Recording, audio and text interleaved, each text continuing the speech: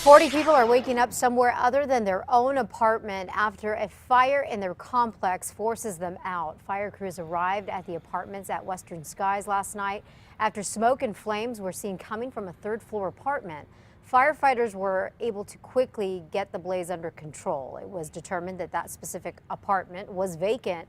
The fire department is requesting help from the Red Cross to assist the families who were affected in the complex. The cause of the fire right now is under investigation. And much like the Western Skies fire, many people lost everything in the Mountain Run apartment fire in northeast Albuquerque earlier this month. But thanks to a charity that's from a group of firefighters called Random Acts of Kindness, one family is getting back on its feet this morning. The group treated the Jones family to a shopping spree this weekend. The Joneses are one of 8 families left with nothing. It was Friday, May 9th, when a big fire here destroyed several apartments at the complex. The firefighters helped replace some of the things the Jones family lost this weekend. We're actually here today because Random Acts have blessed our family, man. They've blessed us tremendously.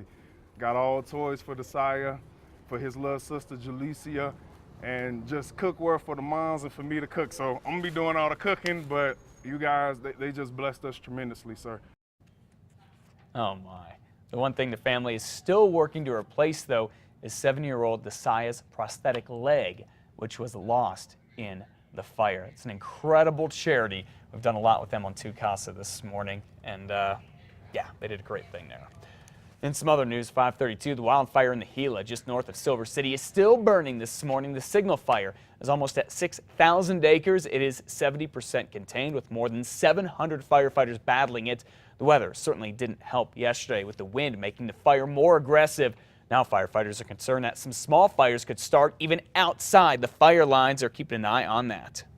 Voting in this year's primary election is underway. On Saturday, 19 vote centers opened up in Albuquerque for early voting.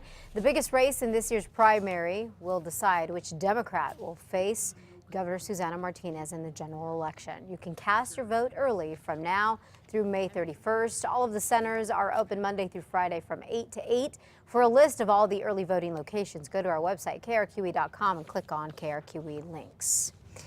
Well, what will it take to get Albuquerque out of this recession? One group doesn't pretend to have the answers to this, but it hopes by talking about it, we can come up with some. Albuquerque Business First hopes to give the city a boost by bringing together community and business leaders in its first ever Reinventing Our City Summit. Its editor-in-chief says it's become increasingly clear we need more jobs and we need new jobs. She says New Mexico has become too reliant on a small number of companies and industries. Plus, we're kind of isolated here geographically, and we have issues with workers getting educated and trained. The goal is really to leave that day with a commitment by business leaders to continue that conversation, create that plan for what we want Albuquerque to be and how to get us there in terms of job growth. The summit is set for July 17th at the Crown Plaza Hotel and is open to everyone.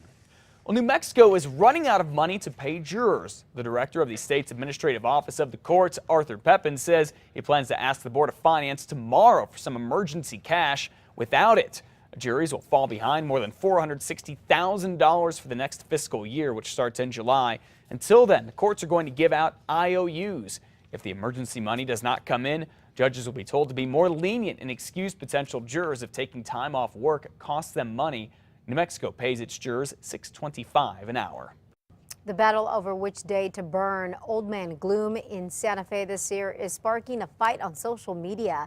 This year, the burning of Zozobra will take place Friday, August 29th. But that is sparking a fight between organizers like the Kiwanis Club of Santa Fe and downtown businesses. You see, merchants want the event to be held on the traditional Thursday. City Councilor Patty Boucher supports the downtown businesses and plans to take the issue to the city manager and mayor.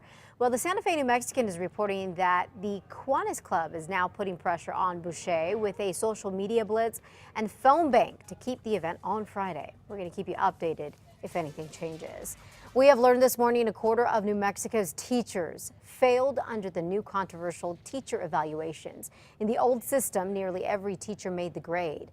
The state education secretary says the new evaluations paint a clearer picture of what is really going on in the classroom.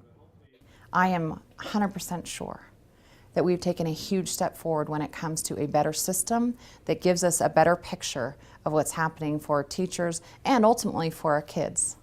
New evaluations for teachers are based on classroom observations, student achievement, and other factors like attendance. This new system is the target, by the way, of lawsuits and several protests. A new lawsuit against the state claims thousands of New Mexicans have lost out on food stamp benefits because the state has dropped the ball. A federal judge is now ordering state officials to immediately process a backlog of thousands of applicants for benefits. In issuing the order last week, District Judge Kenneth Gonzalez slammed the Human Services Department for failing to meet its obligation in a timely manner. A couple of senior citizens in New Mexico are missing, so we have a couple of silver alerts to tell you about this morning. The first one is for 79-year-old Conrad Vigil.